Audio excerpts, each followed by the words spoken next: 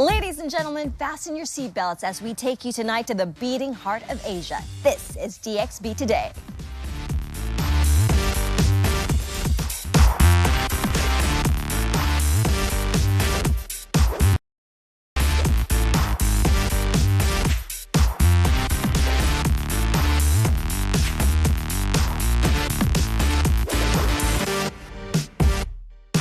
Evening all, welcome to yet another edition of DXB Today, and tonight we're in celebration mode. We celebrate the rich and the diverse culture of Asia and how it's changing the landscape of our city.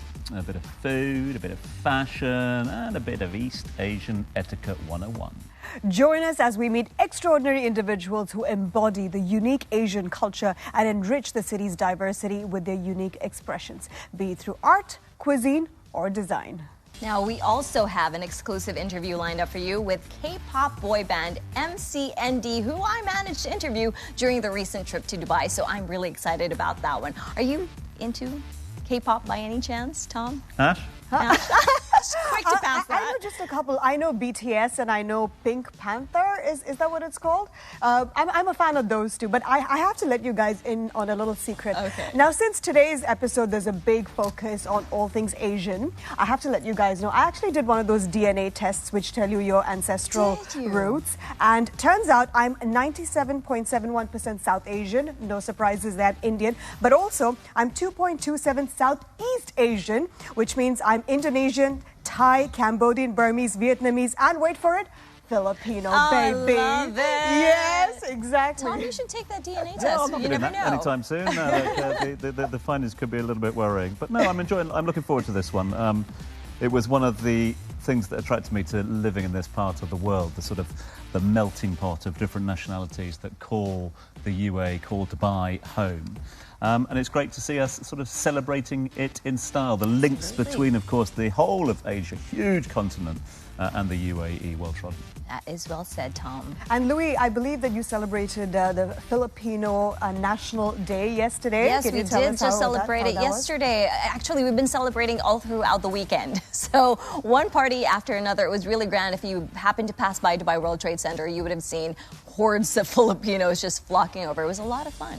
I wish you guys could see it. No, yeah, it's a good time for celebrations. I suppose one of the other reasons why, possibly a little bit of regret, and I don't want to be a Debbie Downer on a day of celebration like this, but I sort of look back at all the time I spent here and gone, I could have travelled more in Asia, and that was one of the reasons I came here.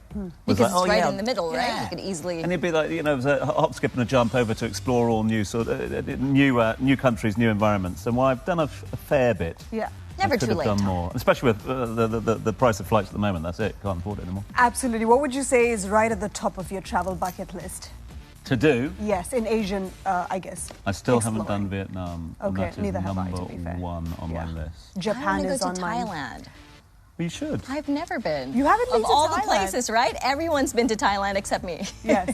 Well, we'd need to sort that out. Exactly. If anyone's listening in that could help out, LDCs, go too. Right, we're going to try and keep this celebration going amongst ourselves, but we are not alone, as they say. Our guest co-host today is the founder of a first-of-its-kind food hall concept here in Dubai that brings together the best of all East and Southeast Asian cuisines, all under one roof in one place. So, without further ado, let's find out who today's guest co-host is. Hi, I'm Nicky. I'm the founder of Streetery and Neighborhood Food Hall. I can't wait to see you soon. Yeah, we can't wait as well. Nicky is going to be joining us very, very shortly to share more. But before we get into it, let's step over to visit our near neighbours, the European neighbours, before we go all things Asia. Faris, in fact, was over at Cinema Akil, which is down at the Al Sakal Avenue, to check out the Italian Film Festival taking place over the course of the week. Let's have a little look.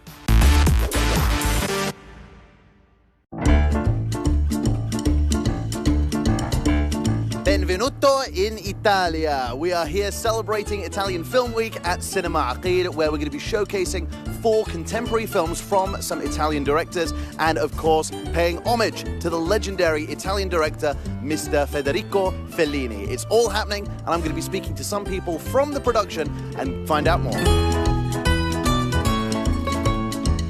I'm here with Director of Italian Culture Institute in Abu Dhabi. I'm here with Dr. Ida Zilio Grande. Thank you so much for being here with us today. Thank you so much for inviting me. So first thing I want to ask the director, the legendary director we're paying homage to with Italian Cinema Week, Mr. Federico Fellini. Can you tell us a little bit more about him? Federico Fellini is like a real master for us, and especially because he brought a complete revolution in Italian cinema. He comes after neo-realism, and what he brought dreams, his dreams. He proposed his dreams, the universe of his dreams, but he did it proposing them like an absolute reality. That's what he does. And I'm sure he's inspired thousands, even if hundreds of thousands of artists across Italy. Across Italy and abroad. We still feel, I'm sure directors still feel the influence of Fellini. Now, as someone who works with the Italian Cultural Institute, can you tell us how events like this, Italian Cinema Week, how important it is for UAE-Italy relations?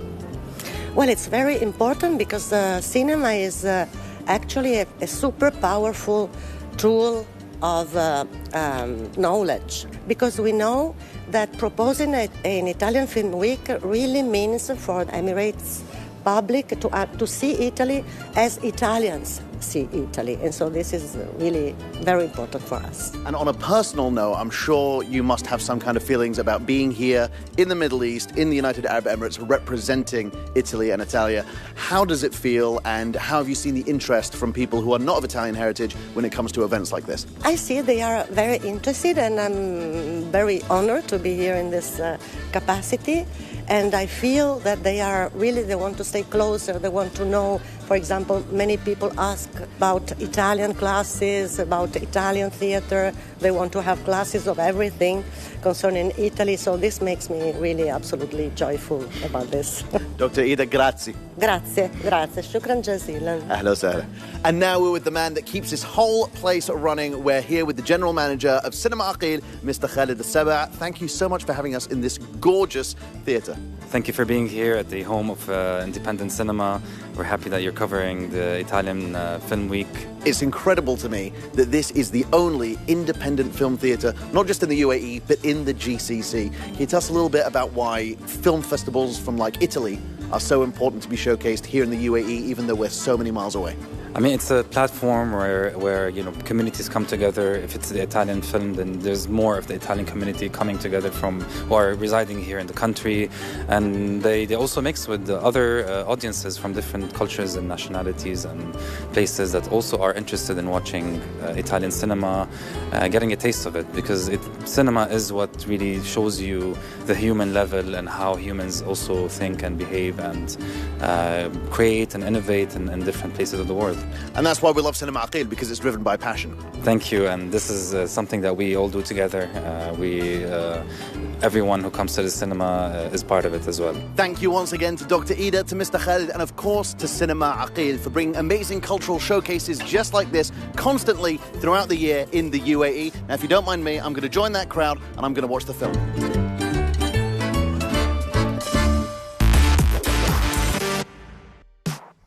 Italian Film Week is running from the 9th to the 15th of June at Cinema Aqil and Al Sarkal Avenue. From films to food, and who better than Nicky Ramchandani to tell us all about it. Nicky, welcome to the show. Thank you. It's a pleasure to be here. Huge fan of your restaurants. I personally have been to the neighborhood eatery in Motor City. Tell us what ignited your passion for Asian cuisine. Oh, I can go on forever and ever. My family has always lived to eat, as opposed to, the other way around. Family, we have an Indian family, born and brought up in Bangkok. My mom was born in Laos. I have family from the Philippines, so, that everything that we've done has sort of like been all about food. So you're also an Asian super mix like myself. Yes, sort of something similar to that, yeah. There you go, Louis. If you want to go to Thailand, you know who to speak to. Exactly. Yes, absolutely, yeah. So tell us a little bit about how Streetery came about. So I've been running F&B I've been running a restaurant called Zying in Dubai since 2005. And it was, I think, when I had my second kid, where I thought, it's time that I start, doing, level up my game a little bit. And that's when I reached out to one of my dearest customers, and who is my now partner. And I told him, he's always been kind of pushing me for the last few years to expand and do something with him. So we started looking out for a location in JLT because, you know, if you're opening up a restaurant, what better place than JLT? And we came across this location, and as soon as I walked in, I envisioned this place that I grew up eating in Bangkok, you know, which is right below our house. So, you know, every comfort meal of ours, every quick meal as friends or, you know, with family, it was all about convenience at that point. And I envisioned this place so that you walk in and you have 3 restaurants inside, and it was, yeah, it just sort of took birth, you know. So that point of location though, Nick, because, you know, we all know that Dubai is home to an extraordinary number of restaurants, and they keep coming, they keep opening, etc. It's super competitive out there. How important, therefore, from an F&B, from a restaurateur's point of view, is location to your concept? Till today, I stick with that. I mean, that is the most important thing. Everyone thinks that no matter what they do, they can create a, you know, a destination. But not everyone sort of like a Tom and Serge or a Kuya or anywhere else where they can, you know, set up anywhere else and people will come. Location is, and I still stand strong. If you are ever opening up a restaurant, it is the most important thing. When it came to streetery and me choosing the location, I actually stood outside there and I did a number count of the number of people passing by every single day for a week. And I did that with actually every cluster in JLT. Because somebody had told me that, you know, Starbucks sort of does that format where they see the number of people passing by, and if it hits a certain segment, that's when they decide to open up a Starbucks there. So I said, you know, it makes sense taking life lessons from giants. I love that. Rather than trying to do I love the idea of the security guards and the different clusters going, he's back again. He's counting. That guy's back. He's counting numbers again. Now in Dubai, of course, we have a huge, I guess, food court culture, but then the concept of food halls and hawker streets, which is very much an East Asian thing, and with a growing number of East Asians in this part of the world, do you think that's going to change the landscape of the city a little bit? I think with food evolving at the rate it is, and you know, deliveries coming in, you know, multi-cuisine restaurants popping up everywhere, you know, different experiences being coming everywhere, food halls will always remain consistent. There's just something comforting or something very familiar to, you know, just having things simple, keeping it just, you know, an affordable place that you can visit just as you are, not having the fuss of, you know, needing to dress up all the time. Majority of the people that visit our food halls, you know, they come in shorts. You know, families, kids, mothers, grandparents, everyone. So accessibility for that, having an option that suits everyone is something that will never go out of style. So I believe, it's always going to be evergreen. Nicky, you mentioned something earlier about how you're pretty much a super mix of Asian cultures. You've lived in Bangkok, your mom's from Laos, you've got Filipinos in your family as well. Why don't, since we're celebrating Asia right now, why don't you give us a few fun facts about Asia? Fun facts about Asia. Everything revolves around food. That's so true. You know, it's surprising. You know, you go out shopping in Bangkok or Hong Kong, for that matter, and it doesn't matter what time of the day or night it is, you will always find every restaurant busy. You know, there's always someone sipping a noodle soup or eating wontons or dumplings or something or the other. Food is everywhere. It's just so ingrained in every single part. And I think majority of the people from the Far East, at least from Bangkok, they eat 5 meals a day. Yeah, that was actually going to be my next question. Excuse my ignorance, but I do feel like they eat more number of meals in a day than the rest of us. What is the belief behind that? Is that just a lifestyle or I think it's just a lifestyle. It's the fact that everyone's so active over there. Yeah. You know, not everyone owns cars over there. Everyone uses public transport. There's a lot of walking that goes on all over the Far East. My first job was in Hong Kong, and I think I used to walk 15 kilometers a day. So, you know, eating all the time, burning up your, you know, your calories all the time, it's just normal. I'm not surprised. It's the same thing for Filipinos because there's a snack between every main course. What about the whole concept of when you've got so many different cuisines under one roof, and everyone's got their own idea of what that cuisine should be, don't they? And they think, okay, how are you a stickler for authenticity, or do you just give the people what they want? I think the word authenticity is not authentic. You look at Singaporean food. I've been running restaurants in Dubai for almost 20 years now. every Singaporean who visits my restaurant has a different version of their Singaporean food. You know, if you try to make it, you know, so that one person likes it or it's just perfect, another Singaporean will come in and say, no, this is not the way it should be. So it's the same way even with Indian food. Or, Indo-Chinese, yeah, baby. Exactly. Indo-Chinese all day. Absolutely. A butter chicken would have 5 different versions, the way people have grown up eating it. So I don't think authenticity as such is... It's about keeping the soul of that particular dish. You know what I mean? A green curry should have, you know, a good base. It should be made with fresh ingredients, and I think everyone will enjoy it. Additionally, I think... You're just making us hungry now. I know. I hope you brought some food along with you, because after all that talk about Thai green curry, that is all I can think about. Nikki, you're making us so hungry with all this food talk, but we gotta hold it for a second. We're going on a break, but when we return, we will be learning about some very proper Asian customs. So stay tuned.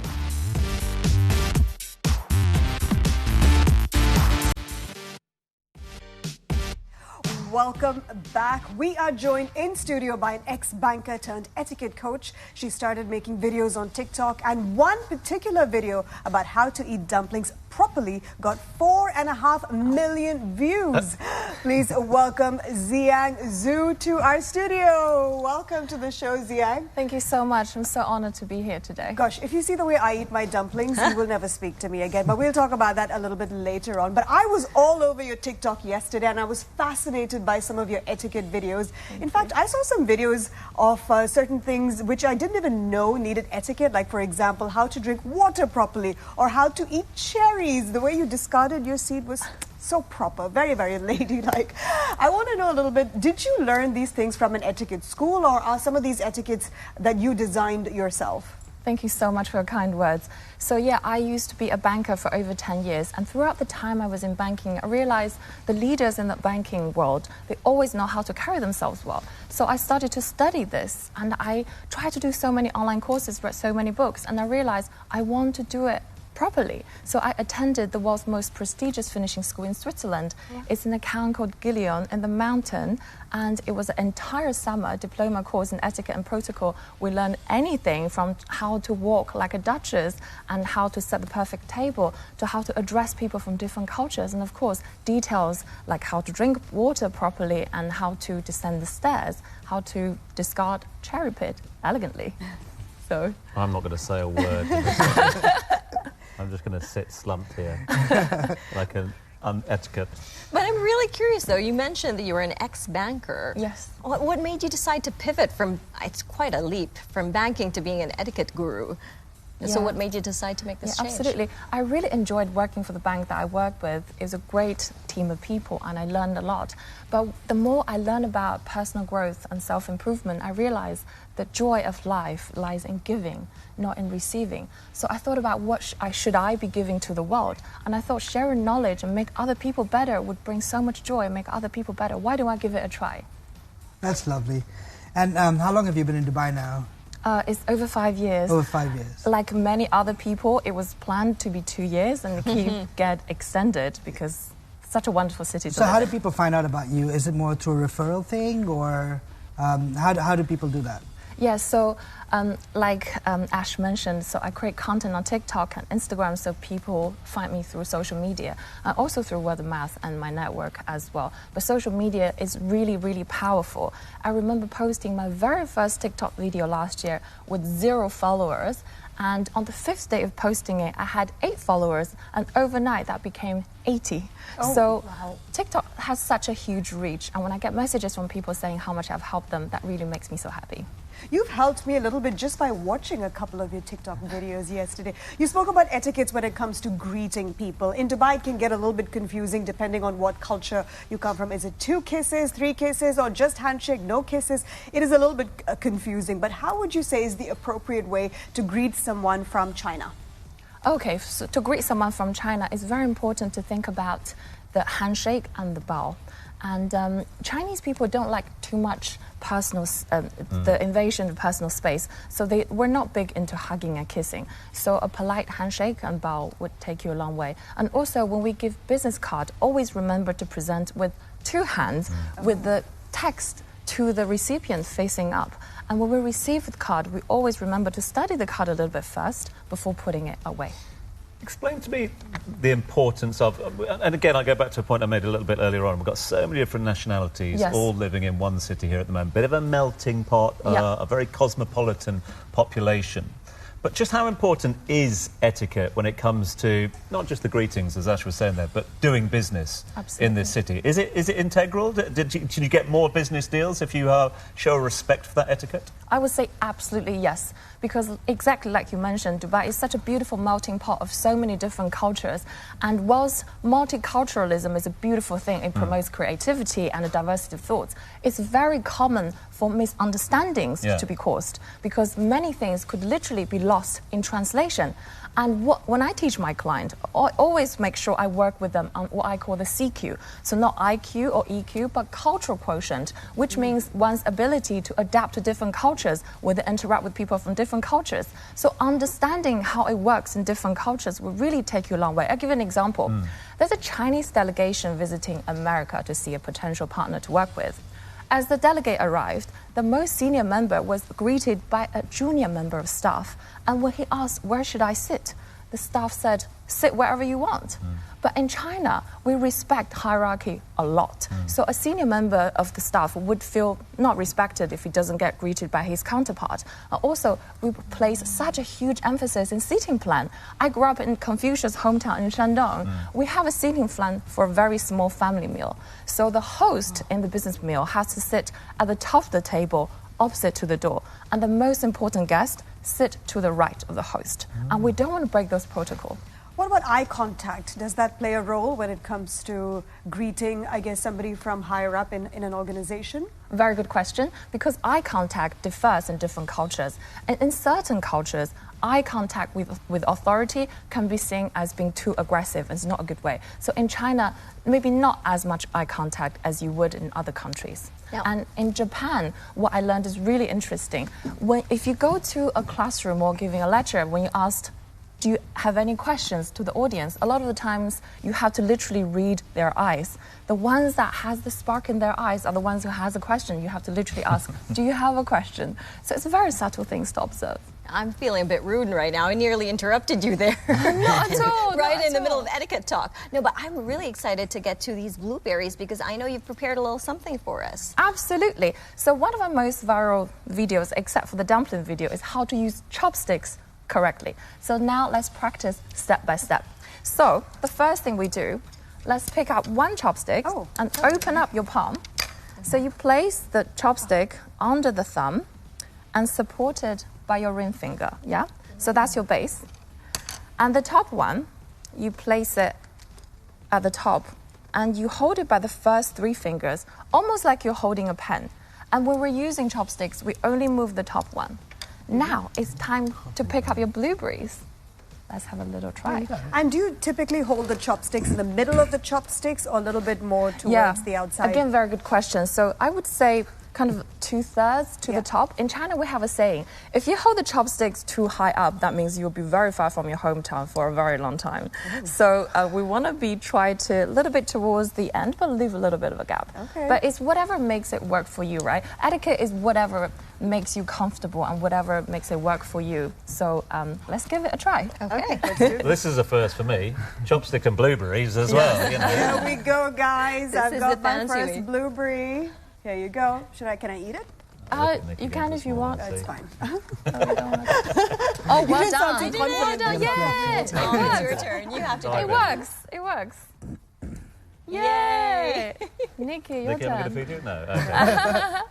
And what about next? Okay, so I'm going to have a drink of water. What's the etiquette with the chopsticks? Put them down on the top? Okay, again, very good question. You always want to put it in a chopstick stand. Holder, okay. Yeah, chopstick holder. If you don't have it, you place it horizontally on your plate. Once you start using your chopsticks, you never touch the table. So is knife and fork. Never go back to the table. And what about leaving it in a dish and things like that? Oh, absolutely not. So in China, the concept of food is all about sharing. We like round tables. So we have what we call a lazy Susan in the middle, which is like a rotating tray. Everything is shared.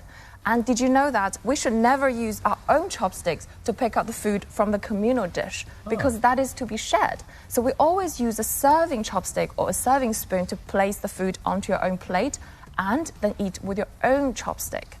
And a lot of other things to remember as well. We should not touch the chopstick until the host start touching his or her chopstick. Say that again? So we should not start eating, i.e. pick up your chopstick until the host started first. What about when you're at a restaurant and when there's no real host? Exactly. Yeah, so if you're with a group of friends, that's obviously there's no that much strict rules. But if you want to create a good impression with a group of Chinese people, it's good to show your respect by showing your understanding of the culture. There's so much to be learned here, and I don't want to end it right now. I mean, we have loved having you on the show, and I'm sure we're going to be following her on social media to find out some more. But, you know, while we thank our lovely guest right now, we have something very, very excited to talk about, and I'm going to share it with you all in just a bit. My interview with the K-pop boy band Music Creates New Dreams, aka MCND. I met up with Castle J, Bic, Minjae, Huijin, and Win during their tour right here in Dubai. Take a look at this.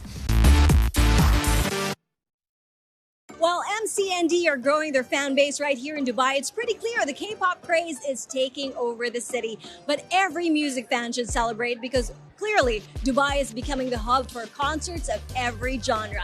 And you can be sure that we'll get you closer to the music and artists you love right here on DXB Today.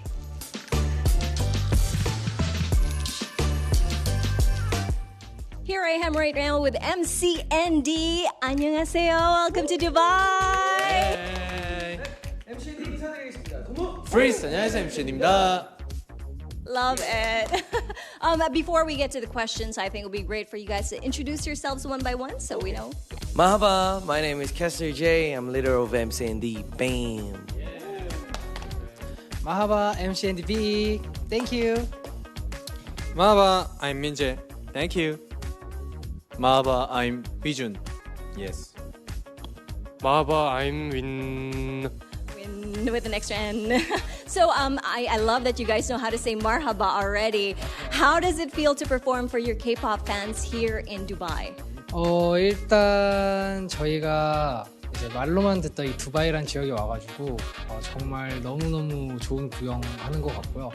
또 이제 두바이에 저희 젠분들이 얼마나 있을지 좀 걱정이 됐는데 어제 공연을 1회차를 했는데 생각보다 호응도 되게 좋으시고 되게 저희를 이제 많이 흥분시켜줘가지고 정말 재밌게 공연했던 것 같습니다. How was your crowd in the recent concert? 저희가 어제 공연을 했는데요. 네. 저희가 이제 깜짝 노래로 아랍 말림이라는 노래를 했는데 저희는 살짝 어제 걱정을 했습니다. 저는 이제 설마 이제 저희가 발음이 좀 정확하지 않고 막 그래서 호응을 안 해주면 어떡할까 걱정이 됐는데 생각보다 더 뜨겁게 호응을 해주셔가지고 너무 즐겁게 무대했던 것 같습니다. So you guys have been touring all over the world. Did you ever imagine that your music would actually resonate with your fans right here in the Middle East? 네, 우선 저희 MCND를 이렇게 와서 좋은 경험 또 기회를 쌓게 해주셔서 너무너무 감사하고요. 앞으로 두바이에서 K-팝 문화가 더욱더 성장하고 영향력이 커지면 거기에 제 주축이 저희 MCND가 되었으면 하는 자그마한 바람이 있습니다. Now, while you're here in Dubai, are there any particular landmarks, attractions, experiences that you really want to see or do? 저희가 많은 걸 경험해보지 못하고 갈 것 같아요. 그래서 다음번에 다시 한번 저희 MCND를 불러주시면은 저희가 좀 더 많은 것들을 즐기고 돌아갈 수 있지 않을까 생각합니다. 또 올 수 있었으면 좋겠어요. Thank you very much, MCND. Thank you. 네, 지금까지 MCND였습니다. 둘, 셋, 감사합니다. MCND, you're watching DXB Today. Amazing, Louis, how cool was that? Oh my goodness, it was so much fun. I wasn't even a fan until after I met them. Extraordinary to meet a band like that. And there's so many, trying to get all the questions in, trying to share the questions out amongst the band members as well. And trying to get it with the translator as well. I think I got one of my K-pop band names wrong. Louis, I wish you corrected me earlier. So it's not Pink Panther, it's Blackpink. Correct? Maybe there is one named Pink Panther. Yeah, You never know, right? I'm sure there is one somewhere. Although Pink Panther is a very good film, so yeah, you should hold on to that one as well. It's fine. Right, that was the spotlight. Time now for the roundup, and very much Louie's got her finger on the pulse. What's buzzing in the city? Well, you may have heard of K-pop, K-beauty, and K-drama. Many of you are probably also aware of the obsession with Korean culture that has taken over the younger generations. But have you heard of K-biz? No guesses there. It's Korean business, and we're going to be seeing a lot of that in the UAE. An event called K-Business kicked off today in Dubai. Emirati and Korean startups are exploring ways that they can work together as the Emirates plan to invest $30 billion in South Korea over the next few years.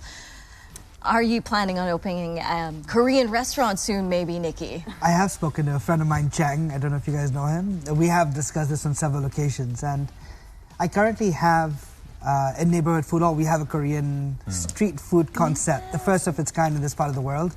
And yeah, it's been really fun helping them run that place. I'll be the first one there because I'm a huge fan of Korean barbecue especially, and it's definitely on my travel bucket list as well. But this is actually a very fascinating two-day event. It's a B2B meetings with 50 Korean companies across sectors of medical, beauty, smart farm and content, basically just to reflect the shared commitment of bilateral relations and international trade between the two countries. And they're really encouraging a lot of startups and entrepreneurs, both Emirati and Korean, which I think is quite fascinating.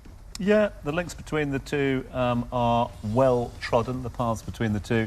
And obviously you've seen that sharing of knowledge, that sharing of excellence in a number of projects here, and none more so than the nuclear programme here in the UAE. Which of course is going to impact our energy sources for years to come. A lot of Korean excellence and, as you said, bilateral understanding between the two and there. And that's just the tip of the iceberg. The potential is huge out there between the two countries, especially when you see the boom in South Korean businesses the world over at the moment. I mean, it's not just about business owners. It's the receivers. The interest is there, so might as well bank on it, right? I think in general there's been a lot of interest in Korean culture, especially because of a lot of the popular Netflix show like Squid Game, for example, hugely popular. A lot of Korean cuisine and culture has become so popular because of that show itself. Beef on Netflix currently is one of my top favorite shows to watch. In case you haven't, Ali Wong, Stephen Yeun, they are my new favorite actors on TV. Definitely one to check out for. So the Korean culture is really being embraced by the rest of us as well. Coming up, a brand inspired by the Pearl of the Orient but prides itself in using locally sourced fabrics cut and sewn from the Emirates. So don't go anywhere.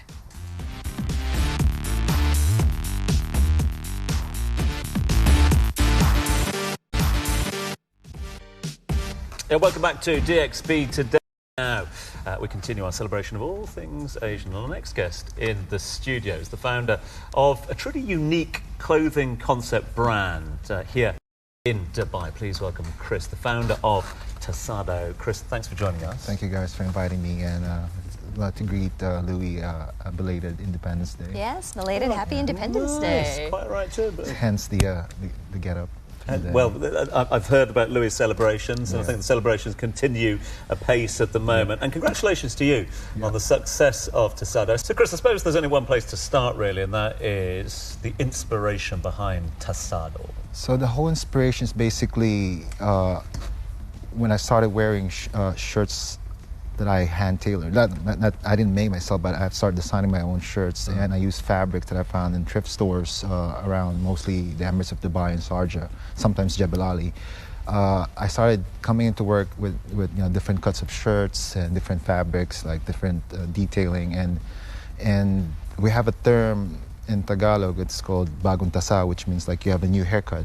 And it's all just merged together. Someone called me, like one of my friends, like, oh, it's like, I like this, it's very Tasado. It's like, then that's how we coined the name Tasado. And the inspiration part, like, we always had these pictures of our godfathers or our dad or even our uncles that you look at their pictures back in their 70s and the 80s, you're like, they just look sharp and just like, they look dapper. Like they have the simple clothing, simple cut, and the clothes are just passed on. I have the habit collecting my dad's old pieces, and that's where I modeled all my shirts.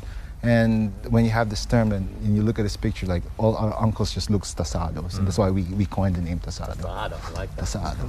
Yeah, it's Spanish also for sharp, so. Nice. Yeah.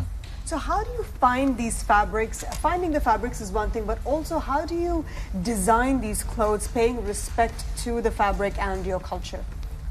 It's two things. Is when we go out fabric hunting and we're on our bikes and just mostly close vicinity where we live, and I look at fabrics. I mostly look at the fabrics and see how I can design around it, and I create stories. The thing is, I keep telling everyone, brands shouldn't sell products. They should sell stories, because that's where people resonate under stories, not the product. So that's why each shirt has their own story and one of one. So how I mix the culture is like I have this memory of those godfathers, and we call them ninongs, by the way. I have this memories, like sometimes I've dedicated one of this shirt is called Gobernadorcillo, so it's my uncle who's like always the governor on that district. He always wins, people love him, and he always dressed like that. So one of the first release that would drop about Wednesday, it's automatically got sold. It was that one because probably someone he remembered that same look, the governor look. So that's where we do all our Tasado. Yeah. Okay. And I'm going to quickly go back, because you said earlier on that even before Tasado was born, you would go out thrifting and then cutting up these fabrics and making shirts for yourself. Yes. What made you come up with that idea? I just got tired of like people looking the same, and I just started of going to the mall because after COVID happened, you couldn't be bothered going to the mall anymore, and I just look at this thing that people just throw away fabrics, and I look at this and I did the research and got inspired by Patagonian to the Patagonian founder. If he can create a business around sustainability, why can't we do it in a smaller scale? But the great idea, the grand idea is to push the brand furthermore to that territory. Take us through a journey of any of your articles of clothing, be it a shirt or a pant or something, from beginning to execution. How do you mean? Like, how do I do the process? No, as in, what all does it include? How long does it take? Oh, it takes. The number of people it takes to do something like this. Oh, it takes. I want to give a shout out to our partner makers from Pakistan, and he used to make shirts for the ambassadors in Pakistan. And I just got lucky. I found him in Dera, and it's like, can you do this? Oh, it's like, I remember how to do stuff like that. Can you do this cuts? I have like pictures and image of. Like, also, I bring my own cuts. Like, yes, we put the buttons. Sometimes he advised me on. We shouldn't put buttons there. Like, what kind of button should we use? Because part of the upcycling part is including the buttons. I go to the thrift store. I look at different buttons, so what would match with this fabric, and just curating that style and that make the whole thing unique. And I just come there every day, making sure the cut is right. The buttons are spaced out evenly. Very sartorial in a way, but that's how I. Because what Tasados also represent me. So if I want to do a product, it has to represent that detailing that because I came from an advertising background. My graphic designer is my first job.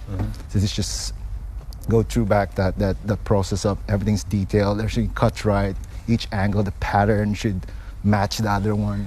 So that's all the process. Chris, one of the many things that fascinated me about your brand is that there is only one of one. Yeah. Because a lot of the times what happens is when you walk into a high street store and you pick out a very pretty outfit from the mannequin, you go out and you'll see 5 other people wearing it. So every piece of yours is unique. So it's time for us to see some of that. Can you take us through the outfits that you brought here for us? So over the rack that we have there, and the one at the bottom, let me start with the bottom one. That's a table runner that we convert into like a summer shirt. Table runner? It's a table runner, indeed. Wow. Yes. And I gave this is a shout out to the brand I really like to see really similar something like that about 4 years ago, and I saw it like I can make this, but add my own twist on it. So I know how important pockets is to the ladies. So majority of the people who buy Tasado are ladies, so they like the whole baggy stuff. And they want to go to the beach, so they want something, air-cooled. And I added the tussle underneath it. I don't want to remove it. As much as possible, what we can create out of it, let's put it in. Whatever remains, we convert it to something else. You said your buyers are mainly women, but would you say that most of your pieces are quite unisex? It's very unisex. Okay. It's very unisex. So it has right now 4 cuts of different ones. We have the baggy one, both both men and women can wear. Then we have the slightly shorter ones, so both women and men can also wear. And we have the slightly smaller ones, which depends on the fabric, the available fabric that we have. Tell us about the other two pieces, please. The other two pieces, that one is, the one on the right hand is, it's clearly, if you look at it, it's a table, it's also something used on a table. The darker one or the lighter one? The darker brown. The darker one. Yeah. So that's a tablecloth? That's a tablecloth. My grandmom had one of those. Yeah. What about the lighter fabric? It's, I don't know if we grew up a Catholic household. We have this thing under the statue of Mary. Yeah. We have the thing underneath it. That's what we use it for. It's extraordinary. Yeah. And again, the buttons that we use for this came from different clothes, so we upcycled. And what we use with that will be on our next drop. So we're converting some of the stuff that we found, the buttons, and making accessories for them. When is the next drop? The next drop will be July, 3rd week. It's going to be mostly accessories. So we're trying to be more sustainable as we can. So we're trying to reinvent we have this bag in the Philippines called the bayong. So we want to reinvent the bayong and convert those into woven fabrics. Then we're going to use it as accessories. Then we'll have caps that's been upcycled too. And where can people see it, the collection? Right now it's all Instagram. Instagram. Yeah. Okay. I want to keep it, low key, still experimenting, check out if the reception is going to be much better. But so far, just it's overwhelming how people are supporting. Not now in Dubai TV, so it's amazing. Chris, we are all fascinated by your brand of upcycled clothes. Thank you so much for coming on our show and showing us your fabulous collection. Thank you. I'm never throwing away a rug, cushion cover, table runner, scarf, give it to me. anything. I'll wash it. This has been fascinating. Thank you for that, Chris. Right, Nicky, I hope you've been listening because we do something called DXB in 60 where we're going to ask you a certain number of questions and you need to answer as many as you can within 60 seconds. Are you ready? I am. All right, so the clock is going to start now. 3, 2, 1, let's go. What does MCND stand for? Music Creators New Dreams. Many can now dream. MCND. What's the question? What does MCND stand for? Music Creators New Dreams or Many Can Now Dream? Music Creators and Dream. Correct. What is the name of the founder of Tasado we have as a guest today? Chris or Marcus? Chris. Correct. Which Asian country is known for its iconic landmark, the Great Wall? Thailand or China? China. Correct. Which country does K-pop originate from? South Korea or Malaysia? South Korea. Correct.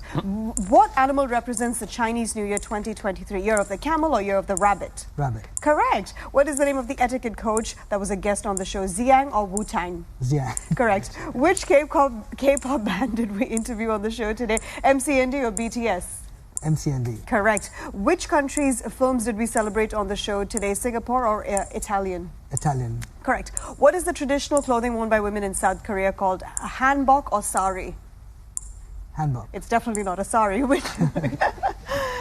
so you've got 9 correct answers. Well done, Nicky. That's good. That was a really good attempt, I must say. So you are at the top of our leaderboard. You did really well. Sorry if I wasn't very clear with the first question, but I did my best to get in as many questions as possible. Nicky, Chris, thank you so much for joining us. It was a pleasure having you both on the show today. Thank you. Now, coming up right after the break, we have got a Dubai-based singer, songwriter. Elijah Samini brings out his soulful music to our studio, so do not go anywhere.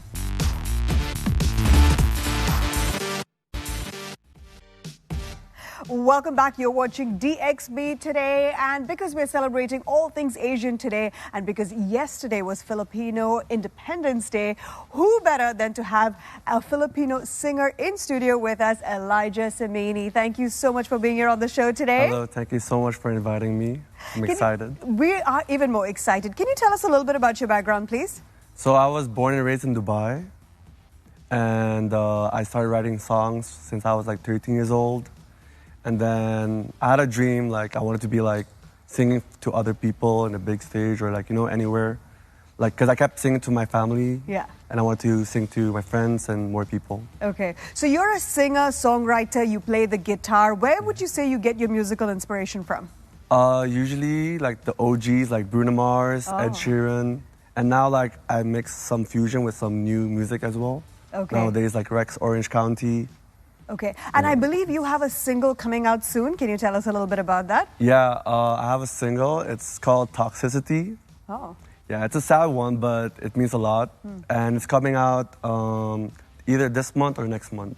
Okay, so anytime now. So where can we follow you on your socials just to keep up to date with all the cool things that you're doing? Well, all of my socials are like at elijahsamini.com, like my full name. Simple, yeah. Okay, nice and simple. And you're a Dubai baby, much like I am. So full power to you, Elijah. We will let you get ready right now. And for now, I'm going to throw to Tom, who's going to tell you guys all about today's competition. Yeah, thanks very much indeed, Ash. Looking forward to that performance. Now, sorted out your summer plans. A reminder that we are giving away another staycation. A staycation for the summer. In fact, it is a one-night stay with breakfast at the amazing Palazzo Versace Hotel right here in Dubai. Couldn't be simpler. All you need to do is head down to the Dubai One Instagram page. You can find the competition post there and let us know why us three, and in fact the entire DXB Today team should be giving you that prize. Let us know.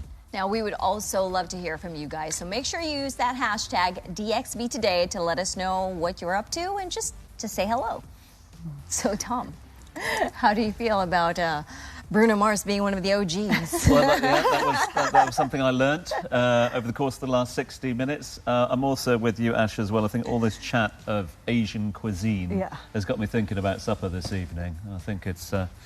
that's definitely a scratch that needs to be itched a little later on. Absolutely. First of all, Bruno Mars is not old enough to be an OG. An OG's Busta Rhymes and LL Cool J. Bruno Mars is still young. He still has a few years ahead of him until he gets the OG status. Having said that, I'm a huge fan of Bruno Mars and I'm really looking forward to Elijah's performance a little bit later on. Now, speaking of Asian cuisine, while I was watching Z's TikTok, the way you eat a dumpling, the way we eat a dumpling is very different to the proper way of eating one. For me personally, what I like to do is poke holes in my dumpling so that all the steam escapes, so that it's not hot and you don't burn the top of your mouth.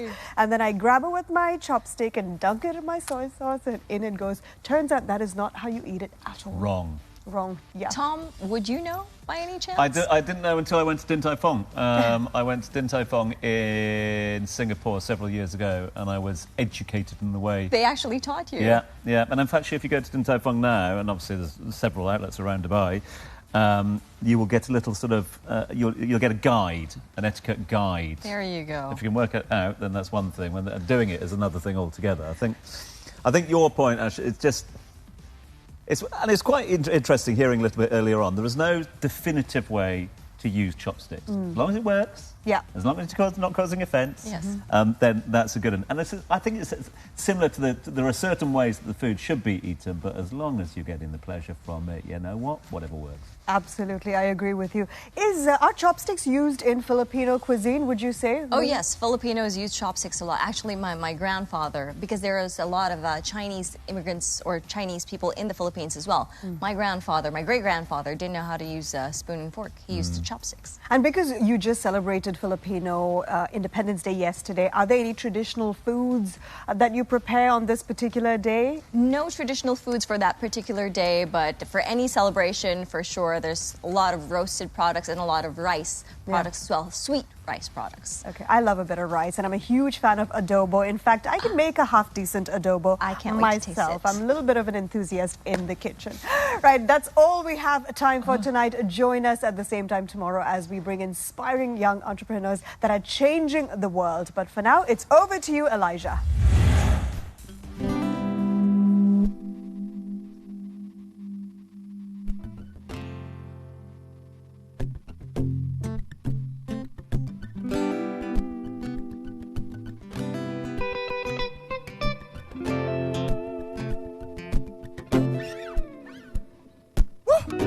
I come home from a business trip, I hit you up, 'cause you've been waiting.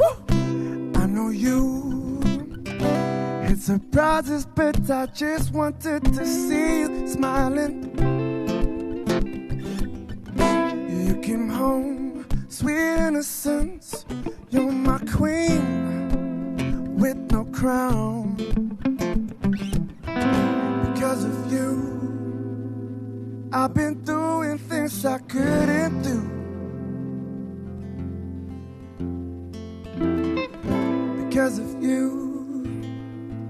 I've been doing things I couldn't do, baby. Woo! I've been living life. Oh, I've been living life, baby, baby. I've been living life. No, baby, I've been living life, baby, baby, because of you, because of you, because of you, because of you, because of you, because of you, because of you.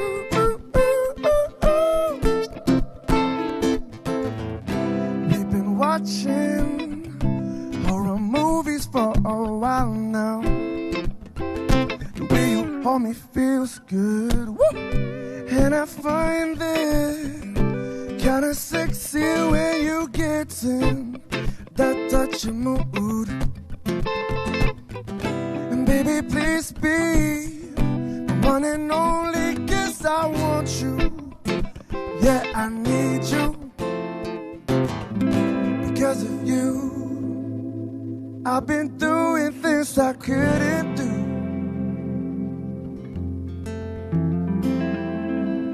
Because of you, baby, I've been doing things I couldn't do, baby. Woo! I've been living life. Oh, I've been living life, baby, baby. I've been living life. No, baby, I've been living life, baby, baby. Because of you, because of you, because of you, because